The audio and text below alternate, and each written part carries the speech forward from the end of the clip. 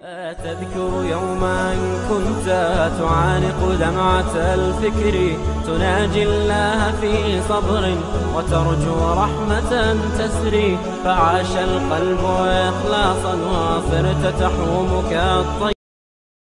السلام عليكم، مرحبا بكم أعزائي التلاميذ في قناتي. إن شاء الله اليوم نبدأ بملخص شامل لدروس اللغة الفرنسية لتلاميذ السنة الرابعة متوسط. راح نبدأ نحط بالأجزاء إن شاء الله، وكما رانا عارفين رانا في وقت الحجر الصحي، وهذه فرصة عظيمة لازم تستغلوها في المراجعة وفي طلب العلم.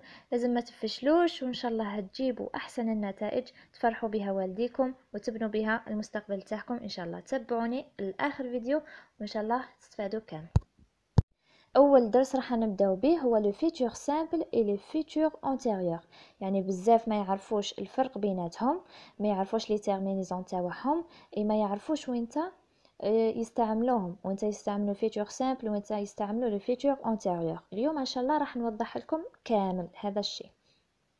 نبداو بلو فيتور سامبل. لو فيتور سامبل هو المستقبل البسيط.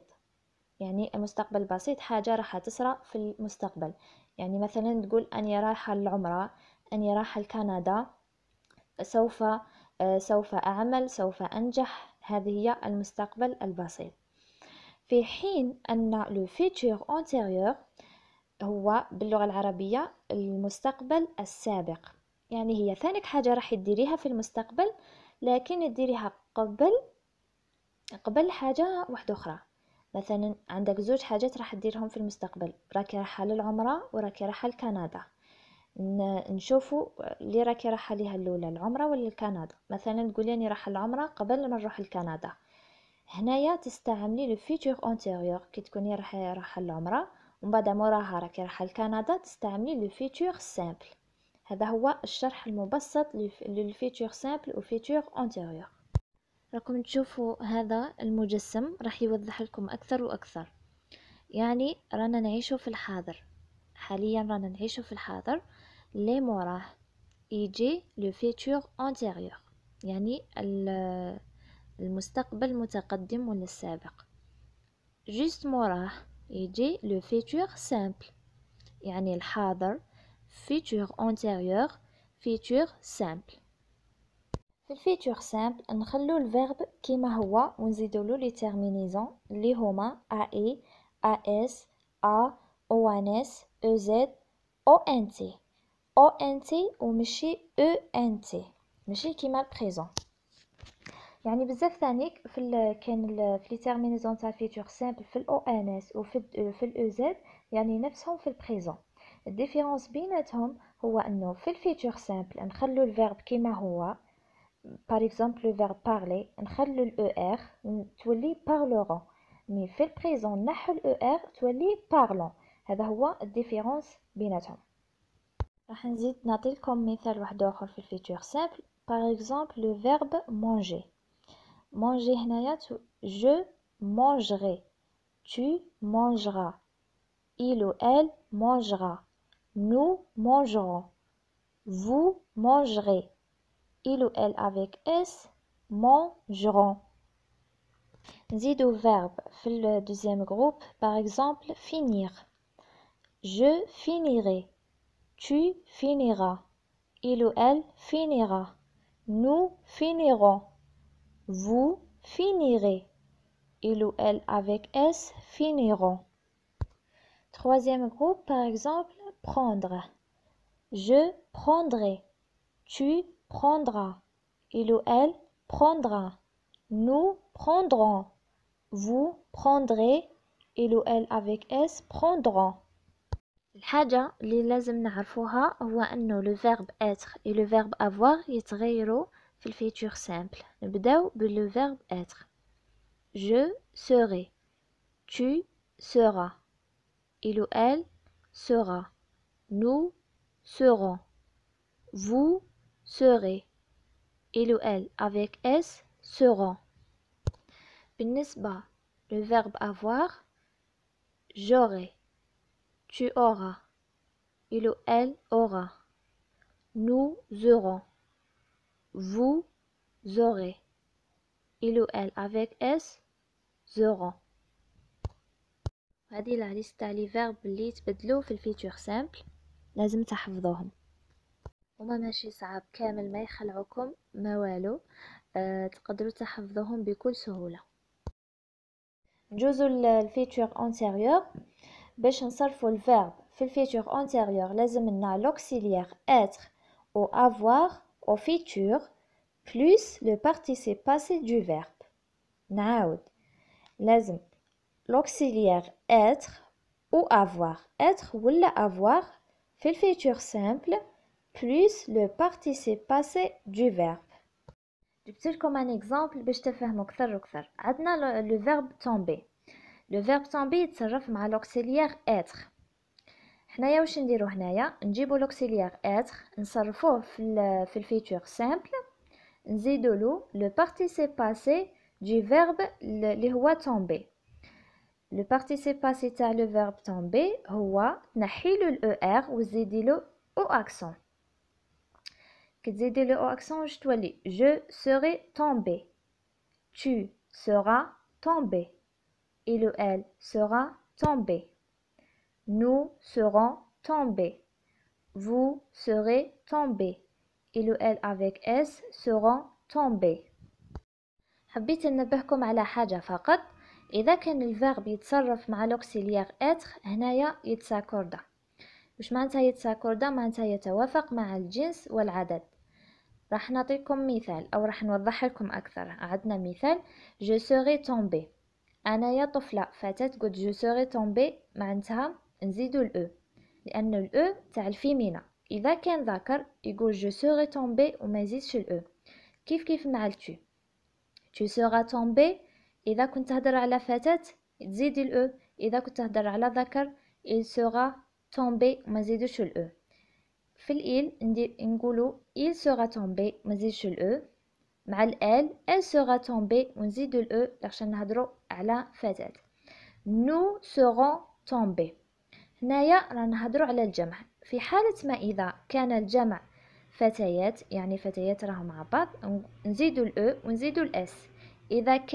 إذا كان رجال أو ذكور نزيدو فقط الأس. في الفو vous serez tombés.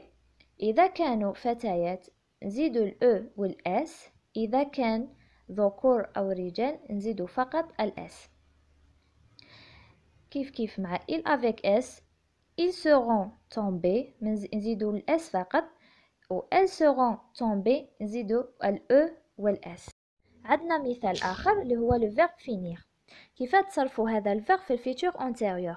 أول حاجة لازم تعرفوا بلي le verbe finir يتصرف مع l'auxiliaire avoir وما يتصرفش مع l'auxiliaire être. ثانيا لازم تكونوا تعرفوا البارتيسيب باسي تاع هذا الفيرب اللي هو فيني، نحو الاي ار وزيدوا الاي واللي عندنا فيني. ثالثا l'auxiliaire avoir يكون مصرف في الفيتور سامبل اللي هو aurait aura aura auront aurait auront، يعني ديجا هدرنا عليه. الريزولتا اللي هو النتيجة j'aurai fini، tu auras fini، il aura fini، elle aura fini، nous aurons fini، vous aurez fini، ils auront fini، elles auront fini.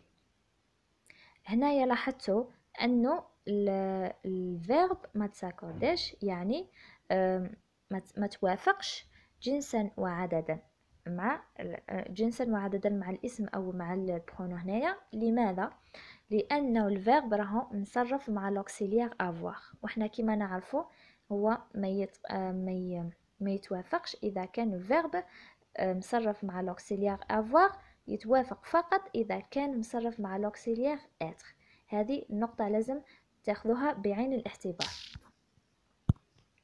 نجوزو النقطة أخرى اللي هي l'emploi du futur antérieur، يعني استعمالات تاع الفيتور antérieur، المستقبل المتقدم أو المستقبل السابق.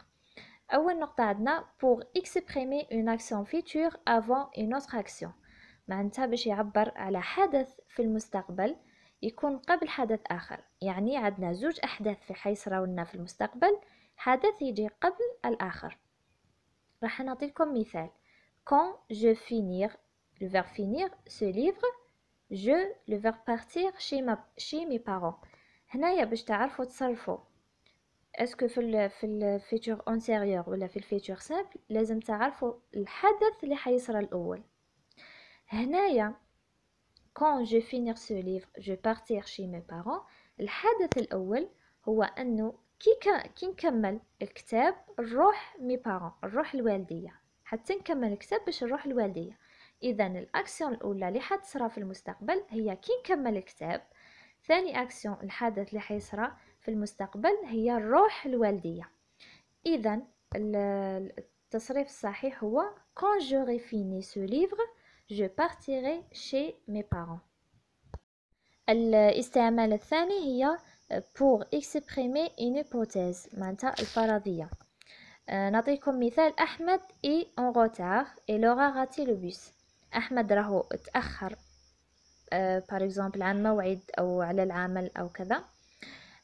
أنا عطيت الفرضية واللي هي il aura raté le bus، معناتها فاتته الحافلة. ثالث استعمال pour exprimer une action qui sera achevée dans le futur، معناتها يعبر على حدث راح ينتهي في المستقبل. راح نعطيكم مثال: dans un mois، في شهر ils auront terminé la construction de leur chalet، معناتها في شهر راح يكملوا البناء de leur chalet، البناء تاع الكوخ تاعهم. يعني رانا متأكدين في شهر، يعني في المستقبل راح يكملوا la construction de leur chalet. عندنا هنايا un exercice تمرين. عندنا deux phrases. phrase الأولى: quand je le verbe finir entre parenthèses mes études je cherchais un travail. Deuxième phrase: je mangeais les bonbons quand je terminais mon petit déjeuner. خليكم 2 دقائق تخمموا فيهم ومن بعد نشوفوا الحل مع بعض. تذكر يوما كنت تعانق دمعة الفكر، تناجي الله في صبر وترجو رحمة تسري، فعاش القلب إخلاصا وصرت تحوم كالطير، تحلق في ثقافات وتنهل. عندنا لا كوريكسيون اللي هي التصحيح، شوفوا إذا طابق الإجابات تاعكم ولا لا. عندنا لا فراز الأولى: quand j'aurai fini mes études je chercherai un travail. هنايا علاه لو فيرب فينير صرفناه في الفيتور انتيريور، وعلاه chercher صرفناه في الفيتور سامبل. اول حاجه عندنا دوز اكسيون، زوج احداث، يعني حدث حيصرى قبل حدث في المستقبل. الحدث الاول quand j'aurai fini mes études، معناتها عندما نكمل قرايتي je chercherai un travail، كي نكمل قرايتي نحوس على un travail اللي هو العمل. لذلك صرفنا finir في الفيتور antérieur و chercher في الفيتور simple. Deuxième phrase: je mangerai les bonbons quand j'aurai terminé mon petit déjeuner. je mangerai les bonbons، معناتها راح ناكل لي bonbons quand j'aurai terminé mon petit déjeuner، عندما نكمل الفطور الصباح تاعي. يعني لاكسيون الاولى نكمل الفطور الصباح تاعي، لاكسيون الثانيه ناكل لي بونبون. هذه هي لا كوريكسيون، وان شاء الله تكونوا كامل استفدتوا وتكونوا جبتوها صحيحه وتكونوا ثاني فهمتوني. ومع السلامه الى فيديو قادم ان شاء الله.